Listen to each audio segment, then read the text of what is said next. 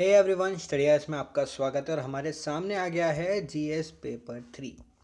सबसे पहले GS paper 3 का सिलेबस क्या होता है। जीएस पेपर 3 में आता है technology, economic development, biodiversity, environment, security and disaster management. यहाँ पे हम सिर्फ देख रहे हैं कि क्या क्या सवाल आए थे, इनका एनालिसिस बाद में करेंगे, डिटेल में करेंगे कि क्या क्या सवालों के क्या क्या जवाब आपको देने चाहिए थे। सबसे पहली चीज़, इंस्ट्रक्शंस में शुरू के जो 10 सवाल हैं वो 150 वर्ड्स के अंदर आंसर करने होते हैं। बाकी के जो 10 सवाल हैं 11 to 20 वाले, वो 250 वर्ड्स के अंदर करने होते हैं।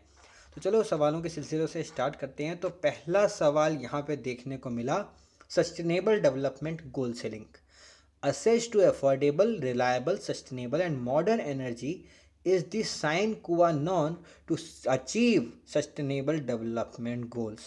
अगर हमारे देश में आजकल एनर्जी के ऊपर बहुत ज़्यादा ध्यान दिया जा रहा है, खासकर मॉडर्न एनर्जी के ऊपर, जिसके हम लोग रिन्यूएबल एनर्जी की जो टेक्नोलॉजीज़ हैं उन्हें कह सकते हैं, तो अफोर्डेबल, रिलायबल और सस्टेनेबल मॉडर्न एनर्जी के ऊपर अगर हम लोग इन्वेस्ट करेंगे, उनको ध्यान में रखेंगे, तो वो अपने आप में ही हमें सस्टेनेबल डेवलपमेंट गोल्स को अचीव करने में मदद करेगा।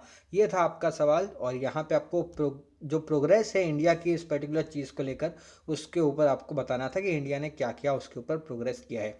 यहाँ पे आप बहुत सारी योजनाओं का जिक्र भी कर सकते थे, जैसे सौभाग्य स्कीम है, हमारी उज्ज्वला योजना है, उदय स्कीम है, तो ऐसी बहुत सारी हमारी स्कीम है, दीनदयाल उपाध्याय ग्रामीण विकास योजना है, ऐसी बहुत सारी स्कीम्स का आप जिक्र कर सकते थे। दूसरा सवाल यहाँ था हमारा, long term capital gains tax selling या dividend distribution tax selling in the union budget. तो ये टैक्स क्या होता है, इन दोनों के इंपॉर्टेंट चेंजेस के ऊपर आपको कमेंट करना था। केंद्रीय बजट 2018-19 में दीर्घकालीन पूंजी अभिलाभ कर, जिसको हम लोग कहते हैं LCGT, long term capital gains tax, और जो लाभांश वितरण कर, जिसको डिविडेंड डिस्ट्रीब्यूशन टैक्स कहते हैं, इसमें क्या क्या इंपॉर्टेंट चेंजेस हुए हैं जिनको इंट्रोड्यूस किया गया है in respect of these two particular taxes. इसके बाद क्वेश्चन नंबर 3 की तरफ बढ़ते हैं। क्वेश्चन नंबर 3 था minimum support price, MSP, minimum support price, and how will MSP rescue the farmers from the low income trap। MSP कैसे farmers को rescue करेगा लो इनकम ट्रैप से। MSP क्या होता है, वो मिनिमम सपोर्ट प्राइस जो सरकार अनाउंस करती है, किसकी रिकमेंडेशन पे, CACP की रिकमेंडेशन पे। और कौन इसको फाइनली यहाँ पे अप्रूव करता है, अप्रूव करती है cabinet committee on economic affairs. तो ये है मिनिमम सपोर्ट प्राइस। अब मिनिमम सपोर्ट प्राइस किस तरीके से लो इनकम ट्रैप से फार्मर्स को बचा सकती है, क्योंकि एक मिनिमम प्राइस सेट कर देती है कि जिससे नीचे अगर आपको आपकी क्रॉप के पैसे दे रहा है, तो आप डायरेक्टली सरकार को यहाँ पे अपनी क्रॉप देकर उतने अमाउंट ऑफ पैसे ले सकते हो। और इसके अंदर जो चीज़ें होती हैं जिनके बेसिस पे यहाँ पे MSP बनाया जाता है, डिमांड एंड सप्लाई, फार्मर्स की कॉस्ट कितनी है, इंटरनेशनल मार्केट में प्राइस कैसे है, तो इससे रिलेटेड बहुत सारी यहाँ पे लिस्टिंग होती है जिनके बेसिस पे MSP को बनाया जाता है। क्वेश्चन नंबर 4 की तरफ बढ़ते हैं। क्वेश्चन नंबर 4 है, examine the role of super markets in supply chain management of fruit, vegetables and food items and how do they eliminate number of intermediaries. जो इंटरमीडियरीज होते हैं, जिन्हें हम लोग बिचौलिए कहते हैं, उनको हटाने के लिए क्या क्या हम लोग इंपॉर्टेंट चीज़ कर रहे हैं। और यहाँ पे डायरेक्टली आपको लिंक करना था सुपर मार्केट से, कि सुपर मार्केट्स का क्या यहाँ पे रोल हो सकता है, सुपर बाज़ारों का क्या रोल हो सकता है, क्या उनकी भूमिकाएं हैं, उनके बारे में डिस्कशन लेना था। इसके बाद क्वेश्चन नंबर 5 था, discuss the work of Bose Einstein statistics done by professor Satyendra Nath Bose. ये जो क्वेश्चंस था, ये जो क्वेश्चन है, ये एक एक्सपेक्टेड क्वेश्चन था। इसका रीज़न ये है कि 125th एनिवर्सरी थी SN बोस की इस पर्टिकुलर साल में, इसीलिए ये एक एक्सपेक्टेड क्वेश्चन था कि सत्येंद्र नाथ बोस जी के ऊपर सवाल बन सकता है। और उनका जो बोस आइंस्टीन स्टैटिस्टिक्स था, उसने किस तरीके से फिजिक्स को रिवॉल्यूशनलाइज किया। क्वेश्चन नंबर 6 था, what are the impediments in disposing the huge quantities of discarded solid waste which are continuously being generated. क्या जो निरंतर उत्पन्न किए जा रहे फेंके गए ठोस कचरे की विशाल मात्राओं का निस्तारण करने में क्या क्या बाधाएं हैं, हम अपने रहने योग्य परिवेश में जमा होते जा रहे जहरीले अपशिष्टों को सुरक्षित रूप से किस प्रकार हटा सकते हैं। So how do we remove safely the toxic waste that have been accumulating in our habitable environment. तो यहाँ पे आपको यही बताना था कि जो सॉलिड वेस्ट हैं जिनको डिस्कार्ड कर दिया जाता है उन्हें ह्यूज मात्रा में डिस्पोज ऑफ कर दिया जाता है, जिसको कॉन्टीन्यूसली देश में जनरेट हो रहा है, तो उसका किस तरीके से इम्पैक्ट हो सकता है और उसको आप किस तरीके से सेफली रिमूव कर सकते हो टॉक्सिक वेस्ट को, जिससे अपने आसपास का जो एनवायरनमेंट है वो हैबिटेबल हो सके, रहने लायक एनवायरनमेंट बनाया जा सके। ये था आपका सवाल। तो बेसिकली सॉलिड वेस्ट मैनेजमेंट से लिंक ये क्वेश्चन था। इसमें आपको बताना था क्या क्या चीज़ें हैं। अभी रिसेंटली जब भी हमने स्टडी भी डिस्कशन में ली थी, जहाँ पे सुप्रीम कोर्ट ने सरकारों को फटकार लगाई है कि सॉलिड वेस्ट मैनेजमेंट के ऊपर बहुत सारे यहाँ पे गवर्नमेंट ने कोई भी पॉलिसीज़ नहीं बनाई हैं। ओके, तो इसके ऊपर एक सवाल था। इसके साथ साथ वेटलैंड्स के ऊपर सवाल है। वेटलैंड्स से आपको यहाँ पे रामसार कॉन्सेप्ट को कंपेयर करना है of wise use of the context of wetland conservation, और दो रामसार साइट्स के बारे में डिस्कशन लेना था। Ramsar sites Chilika lake, Loktak lake और भी बहुत सारी रामसार साइट्स हैं, उनके बारे में आप डिस्कशन ले सकते थे। और as well as Ramsar concept के अंदर या जो अपनी रामसार कन्वेंशन है वो वेटलैंड्स के लिए स्पेशल कन्वेंशन है, जिसके अंदर जो अपना मॉन्ट्रियक्स रिकॉर्ड भी आता है। ओके, तो we are just initially reading the questions कि क्या क्या क्वेश्चंस आए थे, बाद में इसको देखेंगे, एनालाइज करेंगे। इसके साथ साथ सिक्किम के ऊपर सवाल आया है। Sikkim is the first organic state in India. बिल्कुल सही बात है, सिक्किम पहली ऑर्गेनिक स्टेट है इंडिया की। And what are the ecological and economic benefits of organic state. क्या बेनिफिट होते हैं ऑर्गेनिक स्टेट के। ओके, अभी रिसेंटली आंध्र प्रदेश के सीएम ने भी बोला कि वहाँ के जो आईटी प्रोफेशनल्स हैं वो आईटी का प्रोफेशन छोड़ के यहाँ पे फार्मिंग के अंदर जा रहे हैं, क्योंकि उन्होंने ज़ीरो बजट नेचुरल फार्मिंग का इंट्रोडक्शन किया। तो उसको भी आप लोग लिंक कर सकते हो कि किस तरीके से इकोलॉजिकल और इकोनॉमिक बेनिफिट हो सकता है इकोलॉजिकल स्टेट के अंदर, क्योंकि आज की डेट में जैसे जैसे लोग अवेयर होते जा रहे हैं वो लोग ऑर्गेनिक चीज़ें खाना ज़्यादा पसंद कर रहे हैं, ना कि जो चीज़ें केमिकल से बन रही हैं। क्वेश्चन नंबर 9 की तरफ बढ़ते हैं।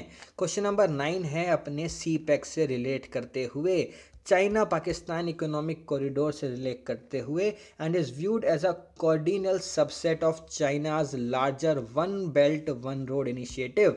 तो जो OBOR का जो इनिशिएटिव है उसका कितना ज़्यादा उसका एक सबसेट के रूप में सी पैक को देखा जाता है। बिल्कुल सही बात है, उसके ही एक सबसेट के रूप में देखा जाता है। और उसका ब्रीफ डिस्क्रिप्शन देना था कि सी पैक क्या है, चाइना पाकिस्तान इकोनॉमिक कॉरिडोर क्या है। चाइना चाहता है कि पाकिस्तान के अंदर हम लोग इन्वेस्ट करेंगे तो चाइना को एक मैन्युफैक्चरिंग हब बना देंगे बाय 2022। इसके लिए वो लोग वहाँ पे हाईवेज डेवलप कर रहे हैं, वहाँ पे वो लोग उनका पोर्ट डेवलप कर रहे हैं, जिसको हम लोग ग्वादर पोर्ट कहते हैं। ठीक है, तो उससे क्या होगा, जो उनका स्ट्रिंग ऑफ पर्ल्स है उसमें भी बहुत ही बड़ा कनेक्शन है। और यहाँ पे इंडिया के लिए रीजंस भी बताए थे कि इंडिया उससे अपने आप को डिस्टेंट क्यों कर रहा है। बहुत सारे इंडिया के रीजंस हैं, इकोनॉमिक रीजंस भी हैं और कुछ यहाँ पे पॉलिटिकल रीज़न भी हैं, क्योंकि ये जो पर्टिकुलर है वो हमारे POK वाले रीजन से पास कर रहा है। तो यहाँ पे दोनों ही रीजन थे, इकोनॉमिक भी था एज वेल एज पॉलिटिकल भी था। आगे बढ़ते हैं क्वेश्चन नंबर 10 की तरफ। लेफ्ट विंग एक्सट्रीमिज्म का ये क्वेश्चन था कि लेफ्ट विंग एक्सट्रीमिज्म हमारे देश में एक डाउनवर्ड ट्रेंड दिखा रहा है, थोड़ा सा कम होता जा रहा है, पर अभी भी वो कुछ हमारे देश की कुछ जगहों पर इम्पैक्ट करता है। यहाँ पे गवर्नमेंट ऑफ इंडिया की अप्रोच को एक्सप्लेन करना था और गवर्नमेंट क्या क्या चीज़ें कर रही है जिससे जो लेफ़्ट विंग एक्सट्रीमिज़म है उसको काउंटर किया जा सके, क्या क्या नया प्रोजेक्ट है। ओके, इसके साथ साथ क्वेश्चन नंबर 11 की तरफ बढ़ते हैं। यहाँ पे आपको डिफ्रेंशिएट करना था नीति आयोग और प्लानिंग कमीशन के जो प्रिंसिपल्स हैं उन दोनों के बीच में। ये क्वेश्चन का एक्सपेक्टेशन था, जब से नीति आयोग बनी है उसके बाद से ही एक एक्सपेक्टेशन था कि इन दोनों के बीच में डिफरेंस आएगा और डिफरेंस आया भी। इसके साथ साथ क्वेश्चन नंबर 12 है, how would the recent phenomena of protectionism and currency manipulation in world trade affect macro economic stability of India.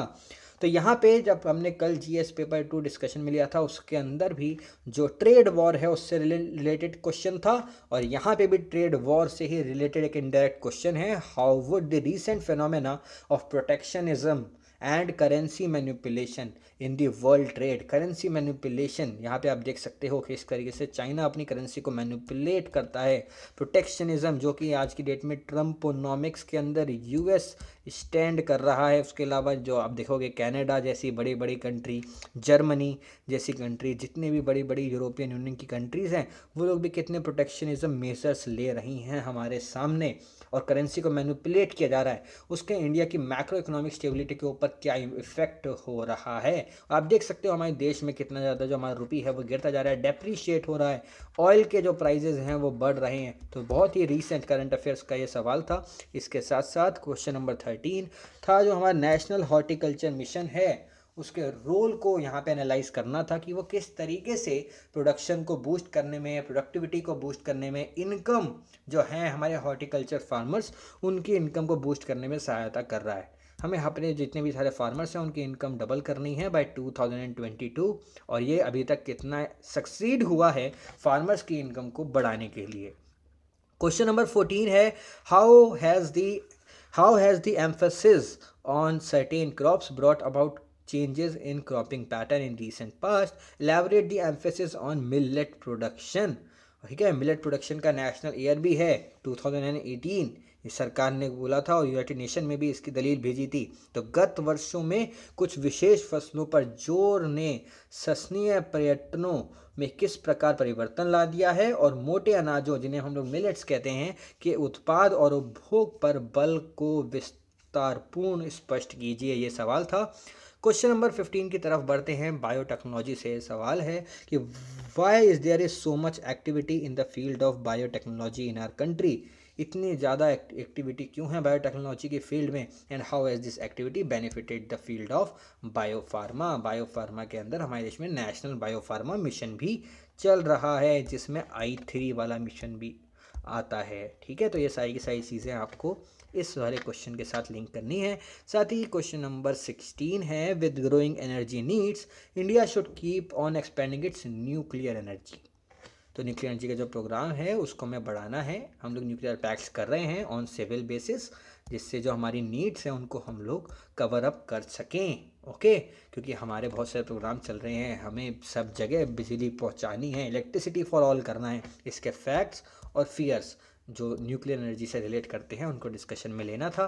का साथ ही क्वेश्चन नंबर 17 है यहाँ पे, how does biodiversity vary in India.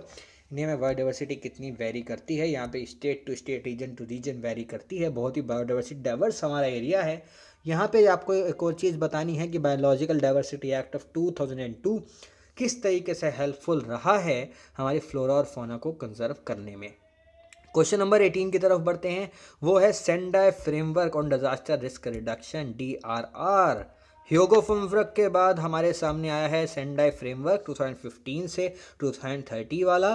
तो उसके क्या क्या मेजर्स हैं taken in India for the disaster risk reduction before and after signing Sendai framework. तो जब से सेंडाई फ्रेमवर्क साइन हुआ है उससे पहले और उसके बाद इंडिया ने क्या क्या बड़े बड़े मेजर्स लिए हैं डिजास्टर रिस्क रिडक्शन के लिए। और ये जो फ्रेमवर्क है इसका कंपैरिजन करना था पुराने वाले ह्योगो फ्रेमवर्क फॉर एक्शन 2005 से। तो ह्योगो फ्रेमवर्क फॉर एक्शन 2005 से 2015 तक चला, और उसके बाद 2015 से 2030 हमारे सामने आ गया है सेंडाई फ्रेमवर्क। क्वेश्चन नंबर 19 की तरफ बढ़ते हैं, वो है डेटा सिक्योरिटी से लिंक। तो क्वेश्चन है, data security has assumed significant importance in the digitized world due to rising cyber crimes. और यहाँ पे justice BN Srikrishna committee report को सामने रखा गया है, जो कि नए इश्यूज को एड्रेस कर रही है टू द डेटा सिक्योरिटी। और इसमें आपको अपने व्यूज़ बताने थे कि स्ट्रेंथनिंग और वीकनेस ऑफ द रिपोर्ट क्या है। जो रिपोर्ट हमारे सामने आई है BN Srikrishna committee report, basically data protection के लिए, जिसने यहाँ पे डेटा प्रोटेक्शन कमेटी बनाने की भी बात करी है। डेटा प्रोटेक्शन फ्रेमवर्क आया है ड्राफ्ट वाला, उसके अंदर जो चीज़ें हैं, जो डेटा लोकलाइजेशन की यहाँ पे बात की हैं, उनका क्या क्या वीकनेस है, क्या क्या स्ट्रेंथनिंग है, साइबर स्पेस से इसको लिंक करना था। अगला क्वेश्चन है question number 20, India's proximity to two of the world's biggest illicit opium growing states has enhanced her internal security concerns.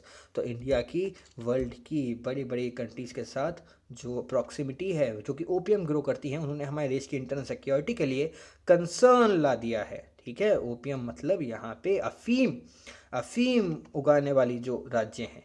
ठीक है, तो ये बहुत ही बड़ा कंसर्न था। इनके लिंकेजेस बताई थी ड्रग ट्रैफिकिंग और जो बाकी इलिसिट एक्टिविटीज़ होती हैं जैसे gun running, money laundering, human trafficking, और यहाँ पे कुछ काउंटर मेजर्स बताने थे जो कि लिए गए हैं ड्रग ट्रैफिकिंग से बचने के लिए, इन सब चीज़ों से जो ओपीएम होता है, इन सब चीज़ों की इंटरनल सिक्योरिटी के कंसर्न्स हैं उनसे बचने के लिए। तो ये था आपका जीएस पेपर 3। अगर देखा जाए on the first instance I am seeing, पहले इंस्टेंस में आप कह सकते हो, इसमें भी जो 15 के आसपास जो क्वेश्चंस हैं वो डायरेक्ट क्वेश्चंस हैं, तो मतलब बेसिक्स प्लस अगर आप लोग देखोगे करंट अफेयर्स, और करंट अफेयर भी सिर्फ और सिर्फ पिछले 2 से 3 महीने के यहाँ पे अगर कोई अच्छे से कवर कर रहा होगा तो फिर वो अच्छे से अटेम्प्ट कर सकता है क्वेश्चन। बाकी जो 5 क्वेश्चन हैं वो थोड़े से आप कह सकते हो अबव एवरेज क्वेश्चन थे। तो on the whole paper was a well balanced paper. Okay, तो बाद में डिस्कशन लेते हैं कि कैसे कैसे क्वेश्चन के क्या क्या आंसर बन सकते हैं। उम्मीद है आपको अच्छा लगा होगा, तो लाइक का बटन दबाकर बिल्कुल मत भूलना। So thank you for having me here guys and have a good day ahead.